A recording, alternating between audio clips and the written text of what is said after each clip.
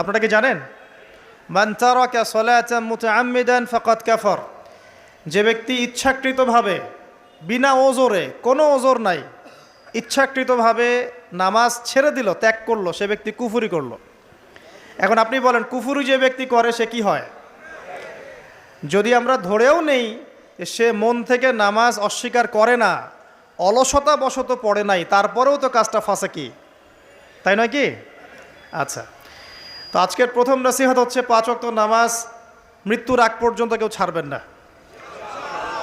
আমার সাথে ওয়াদা করেন যে ইনশাআল্লাহ আগামী যতদিন বেঁচে থাকব 5 ওয়াক্ত নামাজ জামাতে পড়ার চেষ্টা করব, যদি জামাত না পাই একা পড়ার চেষ্টা করব। আল্লাহ পাক তৌফিক দান করুন, আমিন। আজকে যদি এই কথাটাই শুধু বাসায় নিয়ে যেতে পারেন যে 5 ওয়াক্ত নামাজ আর জীবনে ছাড়বো না, আমাদের আজকের মাহফিল সফল। আর